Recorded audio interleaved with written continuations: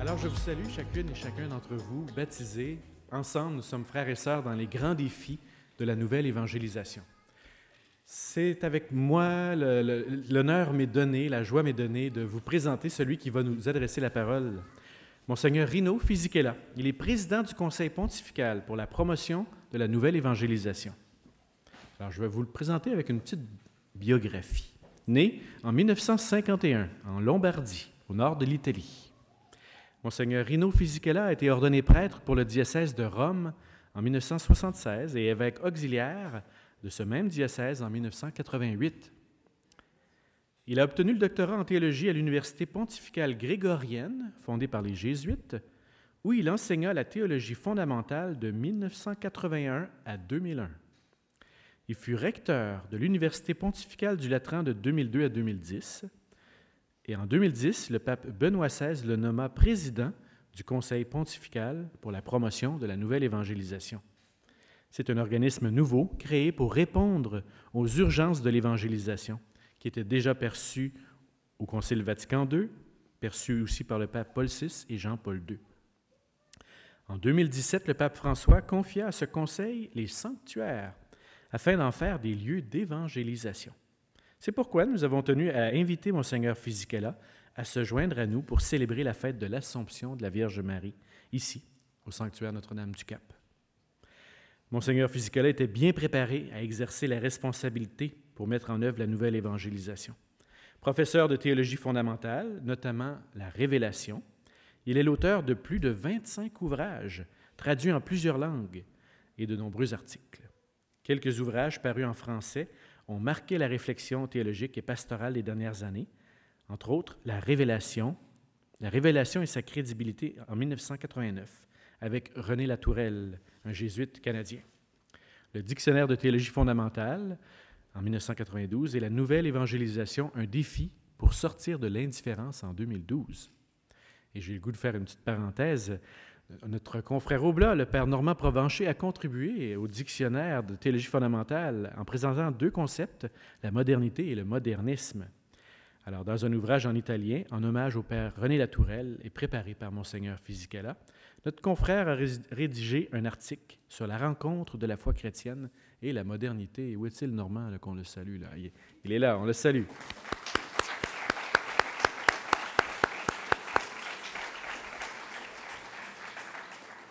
Dans une société où de nombreux contemporains ne sentent plus l'absence de Dieu comme une absence. Ils ne sentent plus l'absence de Dieu comme une absence.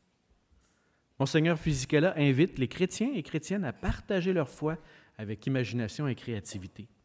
Il les appelle à ne pas avoir peur, à trouver leur identité propre, à approfondir leur sentiment d'appartenance à l'Église et à retrouver surtout la joie et l'enthousiasme de leur foi. Alors, nous allons donc avoir 45 minutes de conférence suivie d'une période de questions. Monseigneur Fisichella, nous sommes très heureux et honorés de vous accueillir à l'occasion de la fête de Marie et ce soir, nous avons le privilège de vous écouter. Bienvenue.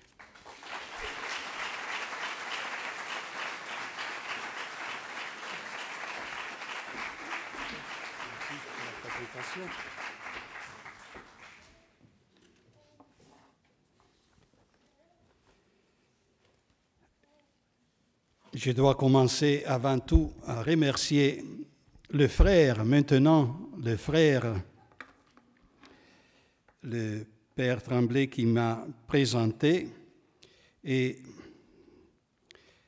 remercier l'évêque de Trois-Rivières. Je sais, parce que moi aussi je suis un évêque, et j'étais évêque auxiliaire de Rome pour 10 ans. Je sais combien de travail les évêques y ont et je suis vraiment désolé que vous êtes là pour m'écouter. Parce que partir de Trois-Rivières, venir ici pour m'écouter, c'est vraiment un acte que j'apprécie beaucoup, mais c'est surtout pour votre présence en savant comme vous êtes très engagés. Et j'aime aussi saluer les autres frères évêques et c'est mon plaisir de saluer aussi le père Provencher qui a écrit et qui a participé à la composition du dictionnaire de théologie fondamentale, et pas seulement cela. Mes chers amis, excusez mon français avant tout, mais je vous demande un petit peu de patience parce que je suis encore sous le signe du jet lag. Et alors, il faut avoir un petit peu de patience. Mais tout à fait, je suis très content d'être avec vous et surtout de célébrer la Sainte Eucharistie demain pour la fête de l'Assomption. Et j'aimerais tout de suite commencer avec un petit peu d'histoire. D'où vient l'exigence de la nouvelle évangélisation? Alors je veux répondre seulement à deux questions.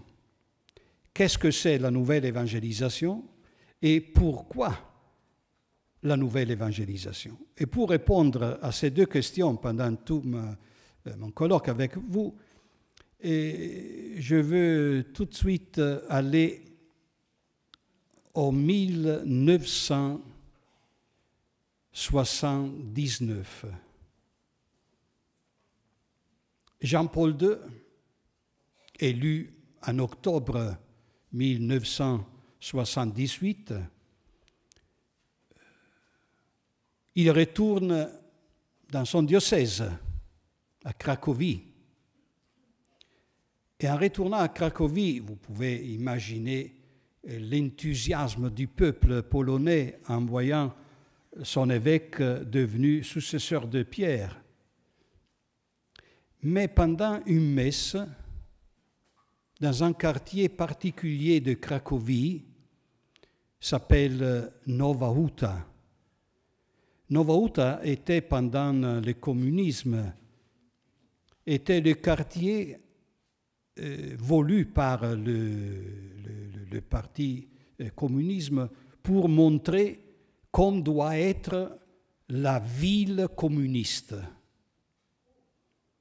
Et alors, il avait la sidérurgie dans le milieu, et tout autour, il avait les maisons des ouvriers, et rien d'autre. Vous pouvez bien imaginer en Polonie la foi des Polonais. Où est l'Église? Où est l'Église?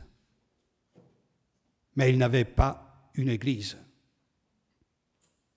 Le communisme voulait faire la ville idéale du communisme. On ne peut pas avoir une église. Et alors, le cardinal Wojtyła, évêque à ce moment-là, il a dit la nuit de Noël. Il a dit bien, vous ne voulez pas l'église? On va célébrer dans la place. La nuit de Noël, on a célébré la messe, même s'il avait le parti qui avait défendu de la célébrer. L'armée était, avec la police, était près de Nowa Huta, toute la rencontre de Nowa Huta, parce que ne voulait pas célébrer la messe. Mais l'armée, la police, ils ont peur de la réaction du peuple. Ils ont célébré la messe. Le cardinal Wojtyła devient successeur de Pierre et il retourne à Nowa Huta comme pape. Et dans la même place, il voit la croix, une croix très grande, on peut la voir encore aujourd'hui. Et en voyant la croix, dans une façon que je dis prophétique, plusieurs fois, vous pouvez lire dans le Nouveau Testament, depuis qu'il était le grand prêtre, il dit que... Et alors je pense qu'on a eu la même expérience. Il était le grand prêtre à ce moment-là. Et en voyant la croix, il dit, maintenant, en voyant la croix, signe d'évangélisation de notre pays, il faut commencer une nouvelle évangélisation. C'était la première fois qu'on a employé l'expression nouvelle évangélisation. Mais le contenu même était préparé en avant, a été préparé par Paul VI. Il faut se souvenir du synode de 1974 sur l'évangélisation.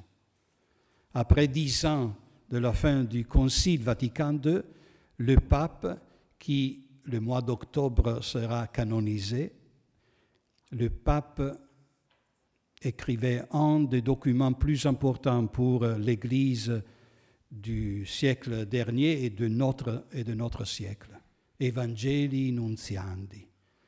Un document qui est toujours d'une actualisation concrète formidable. Eh bien, la préparation vient du concile même, parce que le concile, c'est le concile fait pour parler à l'homme d'aujourd'hui. Dans quelle façon on peut parler à l'homme d'aujourd'hui, à l'homme et à la femme d'aujourd'hui? Mais la nouvelle évangélisation commence avec cette expression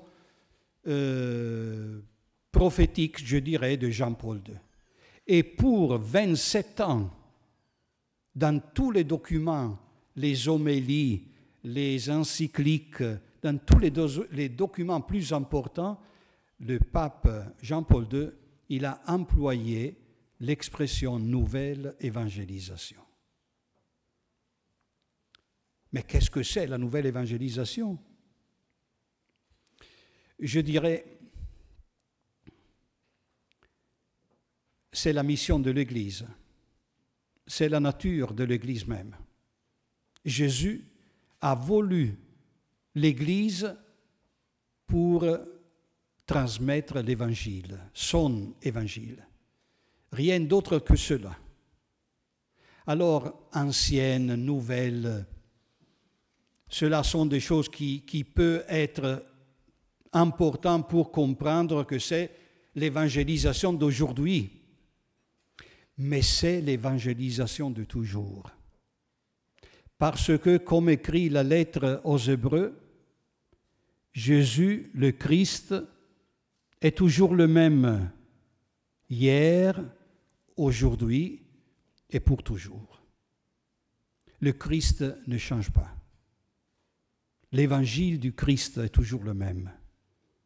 C'est la provocation à chaque homme, à chaque femme, à chaque personne. C'est la provocation à comprendre qu'il est aimé par Dieu. C'est la provocation à comprendre quel est le sens d'une vie. Quel est le sens de ma vie, de notre vie.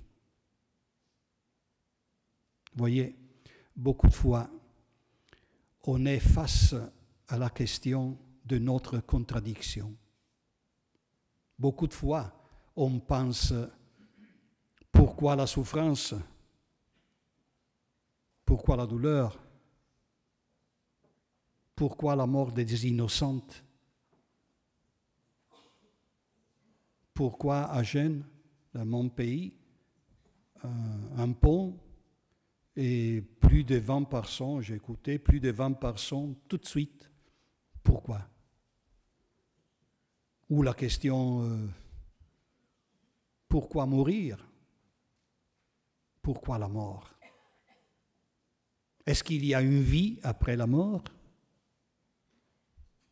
Combien de questions?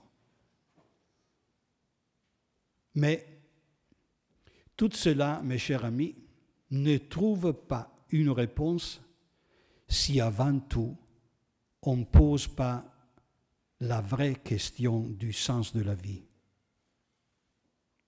Pourquoi l'amour? Pourquoi le désir d'aimer? Pourquoi le désir d'être aimé? Le cœur de l'Évangile est là. Dieu t'aime. Il est sorti de son silence. Il est venu te chercher. Cela est la novité de notre foi. Dans tous les âges, dans toutes les époques, les hommes ont cherché Dieu. Et cela sont les religions, cela sont les philosophies. Mais pour une fois, Dieu est venu me chercher. Il s'est fait homme.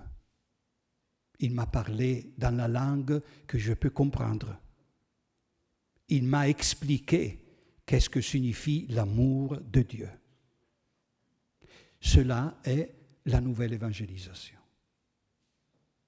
Avec les mots du pape Jean-Paul II, il faut faire l'évangélisation dans une manière nouvelle, avec un nouveau enthousiasme, nouveau langage, nouvelle méthode. Parce que la question est vraiment là. Dans quelle façon parler de Dieu aujourd'hui? Dans quelle façon? Dans quelle façon on peut comprendre le désir de chaque personne de rencontrer Dieu dans sa vie? C'est cela ce que nous sommes appelés à faire dans quelque façon, à témoigner. Et alors c'est pour cela que la nouvelle évangélisation avant tout pousse les croyantes, pas les non-croyantes. La nouvelle évangélisation est avant tout pour nous qui sommes ici, pour nous qui sommes les croyantes, pour nous qui participons chaque jour ou le dimanche à l'Eucharistie. C'est pour nous. C'est-à-dire, dans quelle façon tu as rencontré le Christ et dans quelle façon tu vas le transmettre aux autres. On ne peut pas rencontrer le Christ, mes chers amis, et rester les mêmes. On ne peut pas. Si tu as rencontré le Christ, ta vie change. Change. Parce que le Christ vient chez toi. Et si la vie change, alors signifie que je dois faire des autres choses. C'est une vie nouvelle. C'est une vie nouvelle. On a commencé une vie nouvelle. C'est la vie du baptême. C'est la voie d'être disciple du Seigneur. Ou avec le langage du pape François, disciple missionnaire du Seigneur. Disciple missionnaire. Tu as rencontré le Christ, je dirais, tu t'appelles maintenant Christophore. Tout le monde, tous les baptisés, Christophore. Tu portes Christ aux autres. Tu ne portes pas toi-même. Tu portes les autres. Aux autres, tu portes le Christ. L'annonce du Christ ressuscité. Voyez, mes chers amis, on a beaucoup de difficultés dans le monde aujourd'hui. Je ne veux pas cacher qu'il y a des problèmes, des difficultés. On les connaît. On les connaît. Mais dans quelle façon on peut sortir des difficultés? Là est la question. Les analyses, on connaît toutes les analyses du monde sur la crise de foi, sur la crise du monde, la crise de la culture, la crise de l'Église. On connaît tout cela. Mais dans quelle façon on peut sortir de cela? Le Père Tremblay, il a cité une expression que j'aime beaucoup parce que j'ai parlé de cela. Le monde aujourd'hui ne sent plus le manque de Dieu comme une manque. Et malheureusement, c'est vrai. Ce n'est pas seulement l'indifférence. Mais est-ce que Dieu est vraiment présent dans ma vie. Avant de garder aux autres, je dois garder à ma vie. Est-ce que je suis évangélisateur? Parce que pour faire la nouvelle évangélisation, il faut avoir de nouveaux évangélisateurs. Autrement, dans quelle façon on fait la nouvelle évangélisation? Comme on l'a toujours fait. Mais alors, dans quelle manière s'explique la crise de foi? Cela signifie qu'on a prêché l'Évangile dans une façon que peut-être n'était pas dans la compréhension du monde. Nouveau évangélisateur. Nouveau évangélisateur. Le Christ est toujours le même. Mais la culture, le monde, la société, nous sommes changés. Un exemple,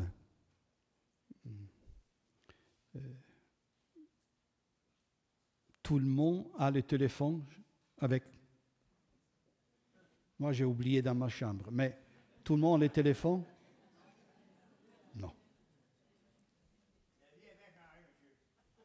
Il y a du monde qu'il y a 2, 3. Et dans quelle façon maintenant on peut téléphoner? Une fois, on disait, hey, est-ce que tu me peux appeler? Et on faisait ainsi. Maintenant, ça n'a plus du sens. Il faut dire, est-ce que tu peux m'appeler? C'est les doigts, c'est la culture digitale. Mais ça fait combien qu'il y a ce téléphone? Ça fait seulement 10 ans. Il semble un siècle. Il semble que toujours nous avons employé ce téléphone, mais ce n'est pas vrai. Ça fait seulement 10 ans. Et la vie a changé. Les comportements sont changés. Le langage même est changé. Parce qu'on écrit, on fait dans une façon très synthétique. On commence à voir des diseases, des maladies qui sont conséquences d'être face aux laboratoires ou de garder toujours le téléphone à l'oreille, etc. Et on commence. La culture est vraiment une culture différente. Parce que s'il change la manière de parler, s'il change le langage, change aussi la manière de vivre. C'est conséquence. Alors, dans quelle façon parler de Dieu aujourd'hui? Dans quelle façon l'annoncer dans cette culture? Cela, vous voyez, ne signifie pas seulement avoir la page d'Internet. Alors, j'ai la page d'Internet, alors je suis moderne. Cela est encore pensé comme un instrument, pas comme une culture. Voyez la différence.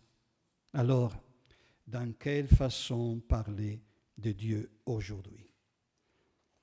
Je dirais, avant tout, et on va répondre avec cette question, on va répondre à la question fondamentale. Où commence la nouvelle évangélisation? Je veux prendre une expression du pape François. Il a été élu le mois de mars 2013. C'était l'an de la foi, vous vous souvenez. Et c'était l'année de la foi, le dicaster était responsable de cela. Et en juillet, on a fait la rencontre des séminaristes, des sœurs. On a fait une rencontre pour la vocation. Et le pape François, pendant la messe, il a dit une expression qui est très, très importante. Il a dit, l'évangélisation, mes chers amis, commence en genoux. En genoux. Cela signifie la contemplation. Avant de parler, avant d'annoncer, il faut contempler le visage du Christ. C'est la culture de la rencontre avec Dieu. La culture de la rencontre. C'est pour cela que je mentionnais tout au commencement. Est-ce que tu as rencontré le Christ? Si tu as rencontré le Christ, avant tout, il faut le contempler. Il faut rester en silence. Il faut rester en silence pour comprendre ce qu'il veut me dire. Le silence, c'est très important dans l'évangélisation. Sans le silence, mes chers amis, on n'a pas un vrai langage. Sans l'expérience du silence, on n'a pas de contemplation. On n'a pas possibilité même de réfléchir.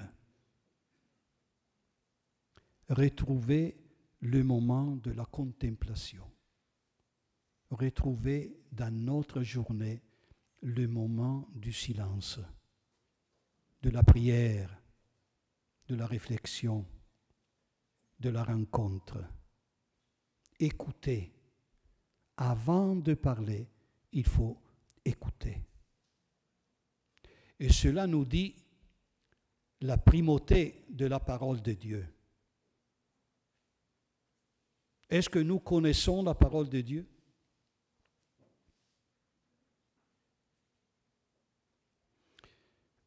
Un évêque m'a dit, un évêque de l'Amérique latine m'a dit, tu vois, j'ai une expérience très intéressante parce que quand j'étais jeune, j'ai vu tous les jours, il y avait une dame qui était à la première place pour la messe tous les jours. Et à partir d'un jour, je ne l'ai plus vue. Je pensais qu'elle était morte. Et une fois, après longtemps, je l'ai rencontrée. J'ai dit, mais je n'ai pas eu la chance de vous voir. Non, je ne suis plus catholique. Quoi? Pourquoi? Pourquoi vous n'êtes pas capable de m'expliquer la parole de Dieu?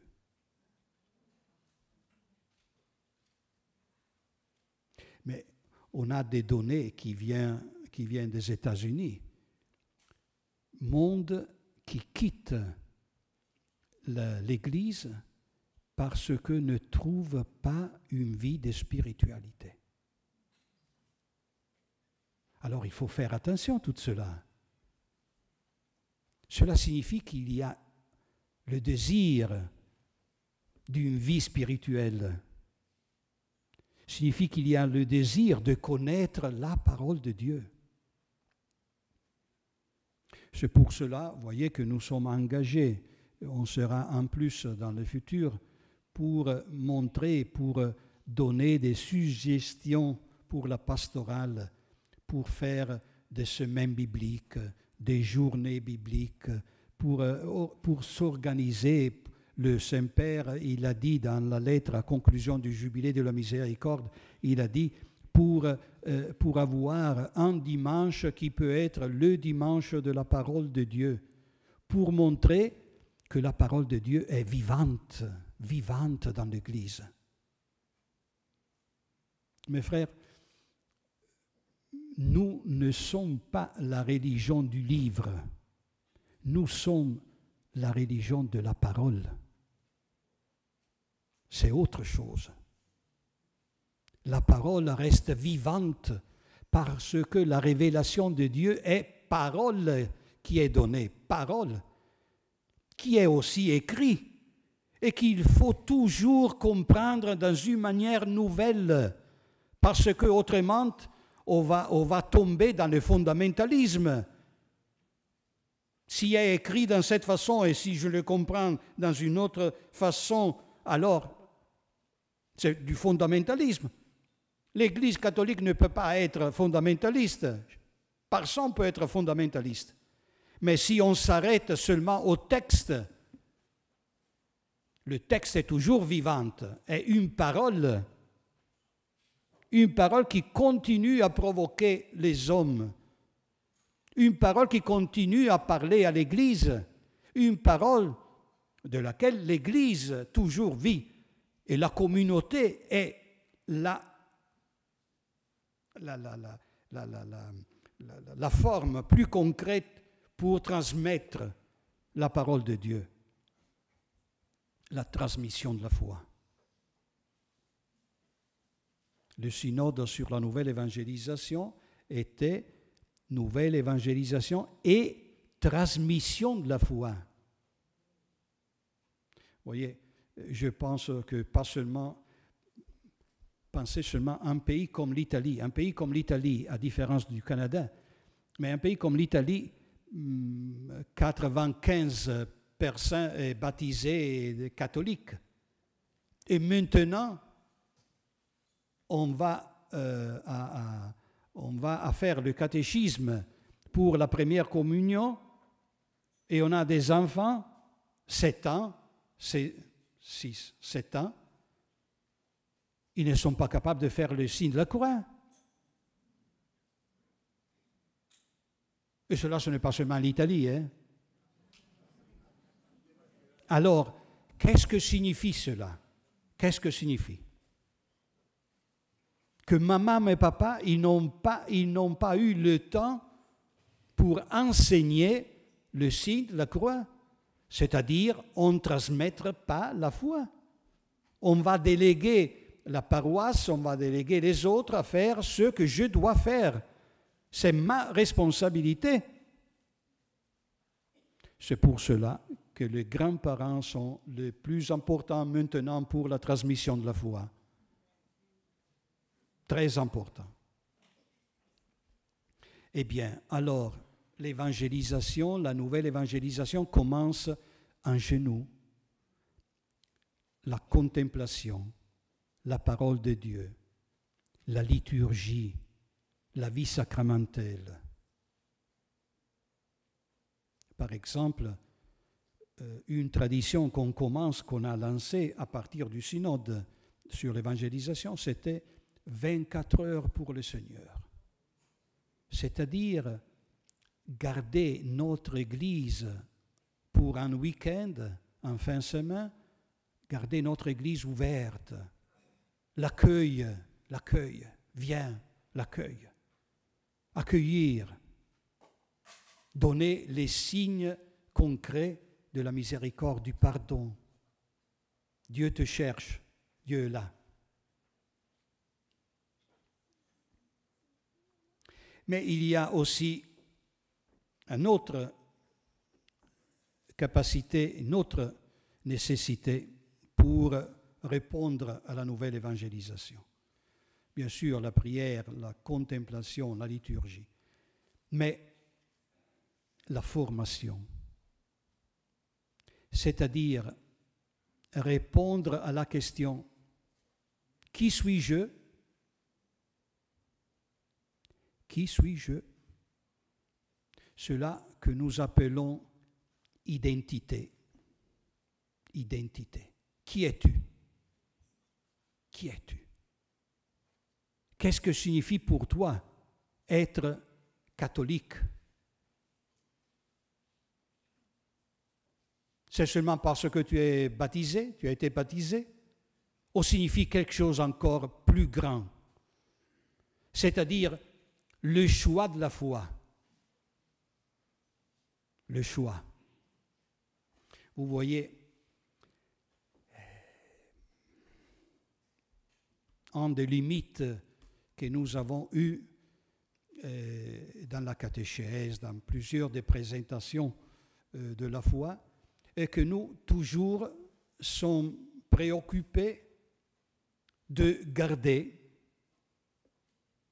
Et ce que nous pensons dans la catéchèse sont les contenus de la foi. Et c'est bien. Mais avant tout, il faut dire, est-ce que tu es libre dans le moment où tu vas choisir ce contenu?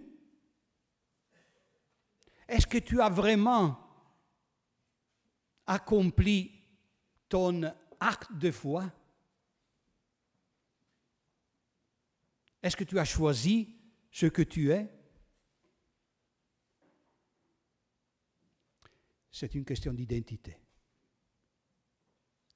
Nous sommes, mes chers amis, croyez-moi, nous sommes dans un analphabétisme religieux qui est incroyable. On connaît presque rien.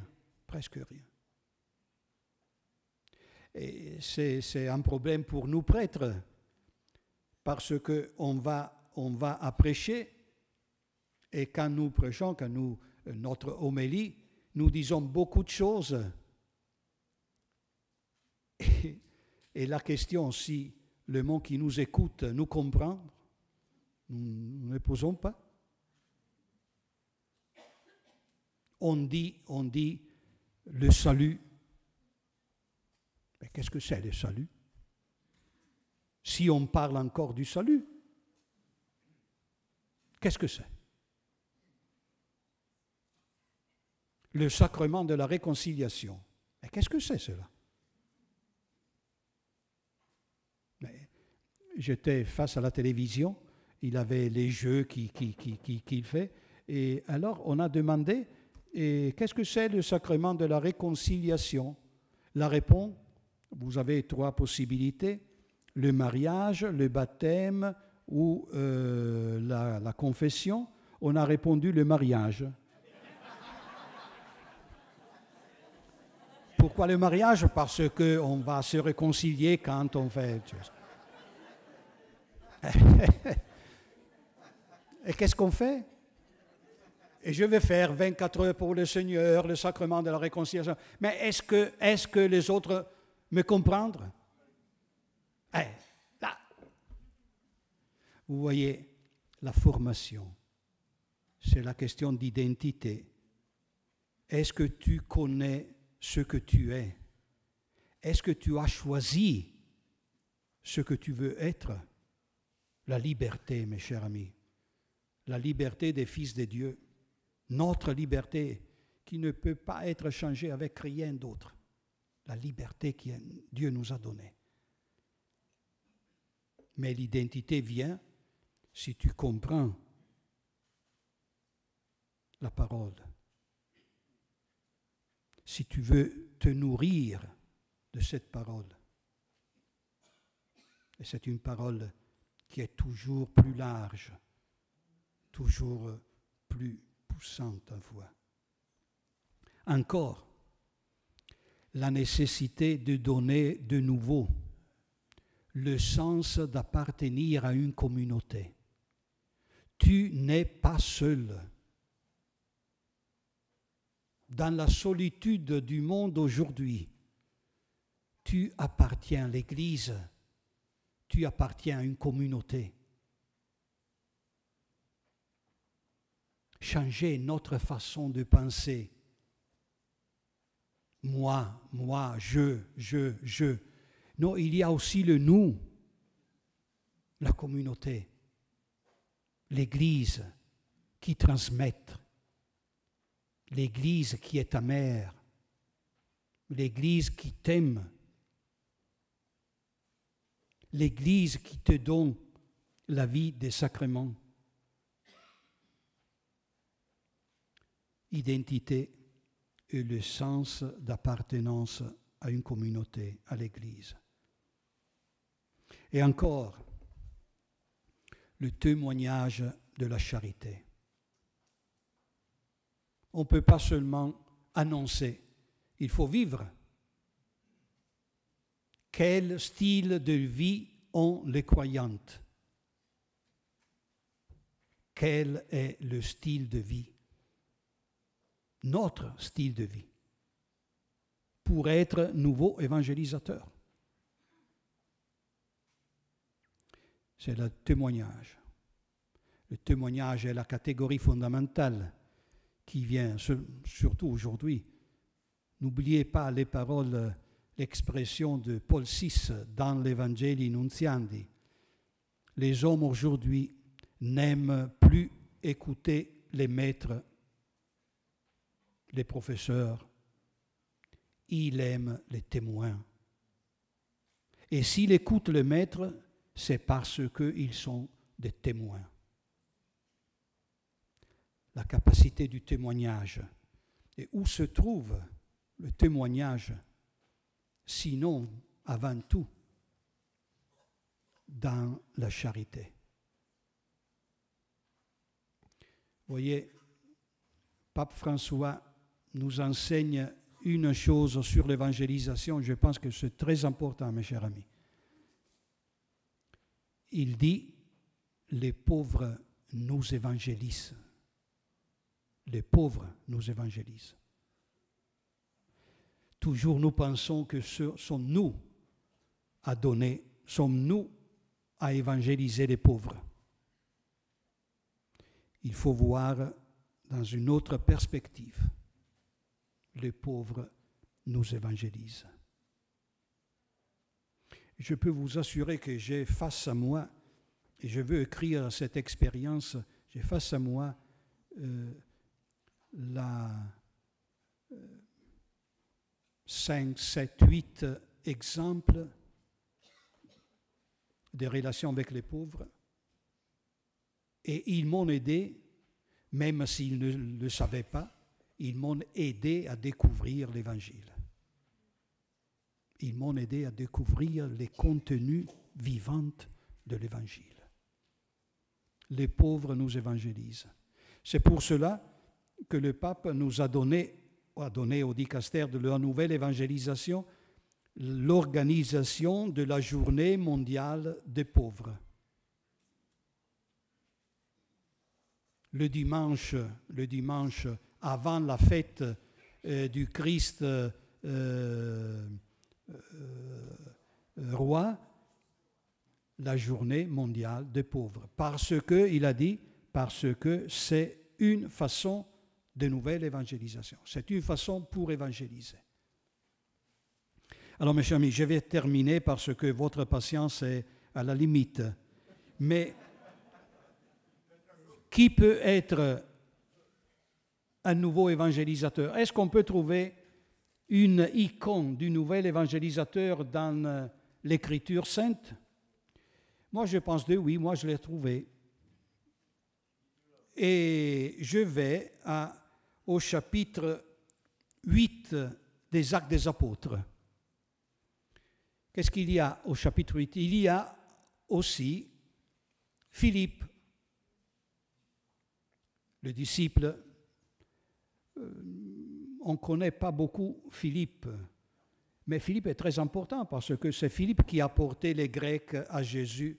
C'est Philippe qui a porté Nicodème à Jésus pendant la nuit. Philippe, c'était vraiment un évangélisateur. Il connaissait aussi le grec, il pouvait faire l'interprète avec Jésus, parce que Jésus ne connaissait pas le grec. Mais il pouvait parler avec les autres, il traduisait ce qu'était la belle nouvelle de Jésus. Eh bien, écoutez, l'ange du Seigneur adressa la parole à Philippe. « Lève-toi, marche vers midi, prends la route qui descend de Jérusalem à Gaza, elle est déserte. » Philippe se leva et se mit en marche. Or, un Éthiopien, un eunuque, haut fonctionnaire de Candace, reine d'Éthiopie, administrateur de tous ses trésors, était venu à Jérusalem pour adorer Dieu. Il en revenait, assis dans son char, et lisait le prophète Isaïe. Et l'Esprit du Seigneur dit à Philippe, « Avance, rejoins ce char. » Philippe s'approcha en courant, et il attendit que l'homme lisait le prophète Isaïe. Alors lui demanda, « Comprends-tu cette écriture? Comprends-tu vraiment ce que tu lis? » Et l'autre lui répondit, « Comment pourrais-je comprendre s'il n'y a personne pour me guider? » Et il invita donc Philippe à monter et à s'asseoir à côté de lui. Et l'eunuque dit à Philippe, « Dis-moi, je te prie, de qui les prophètes parlent-ils? De lui-même ou bien d'un autre? » Alors Philippe prit la parole, et à partir de ce passage de l'Écriture, il lui annonça la bonne nouvelle de Jésus. Et comme il poursuivait de la route, il arrivait un point de l'eau et l'eunuque dit, voici de l'eau, est-ce que je peux recevoir le baptême? Alors on arrêtait le char et tout cela, il est baptisé et tout de suite l'eunuque retourne en Éthiopie. Qu'est-ce qu'il y a de nouveau dans ce passage, mes chers amis? Philippe, à ce moment-là, était peut-être à table, assis à la table, et l'Esprit lui dit, hé, lève-toi, lève-toi. Être évangélisateur, on ne peut pas rester assis sur la chair. Allez, début. Lève-toi. Non, restez là. Mais c'est ainsi que vous m'écoutez. Lève-toi et marche. Marche. Tu dois aller dans la place, sur la route. Toutes les fois que je parle aux prêtres, je dis, mes chers amis, ne dites plus « Hey, j'attends dans la paroisse ». Quand vous en rencontrez quelques-uns, vous dites « Hey, je t'attends dans la paroisse ». C'est plutôt dit « Hey, je viens te trouver chez toi ». Je viens te trouver chez toi. Et ensuite, je t'invite à la paroisse. Mais avant tout, je viens chez toi. L'évangélisateur se lève et l'évangélisateur va sur la route. Il va rencontrer les autres, il va les rencontrer. Il va faire quoi? Écoutez, Philippe se mit en marche. Bien, en marche. L'Esprit Saint dit, rejoins le char, rejoins. Philippe, il pouvait le rejoindre? Non, écoutez. Philippe s'approcha en courant. Merveilleux. Il va désobéir au Saint-Esprit.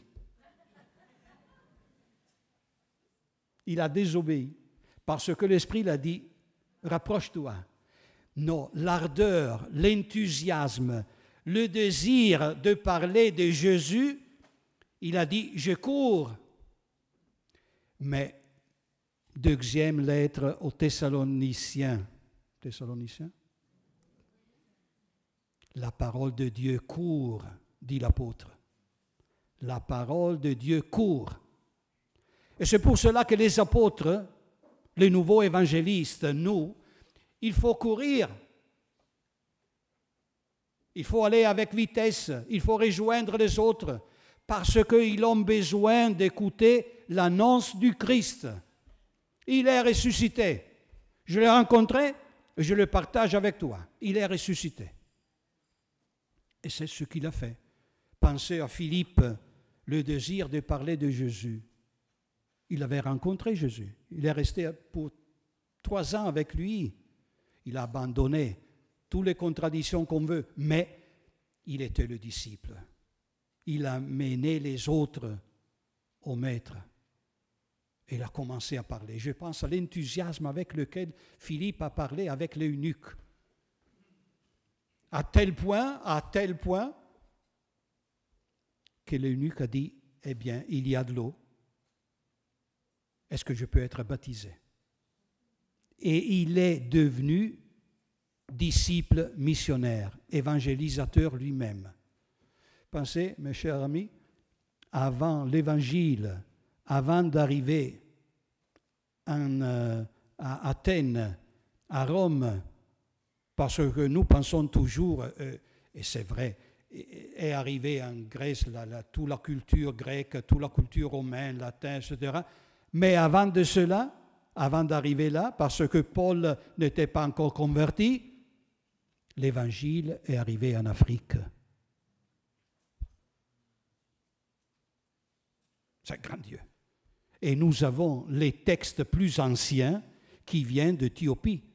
On a retrouvé les textes plus anciens, les codes plus anciens du Nouveau Testament écrits en langue éthiopique. Pensez. Avant d'arriver ici au Canada et arriver en Afrique. L'évangile va partout, partout. c'est suffisant qu'on trouve ce qui vient à comprendre la valeur de son baptême. J'ai terminé. Merci. Vraiment, Monseigneur, vous êtes venu de loin, vous êtes venu de Rome, et la fatigue du voyage et tout votre bagage, votre expérience, ça nous touche énormément. Accueillez vraiment de la part de tous les gens ici notre remerciement le plus sincère.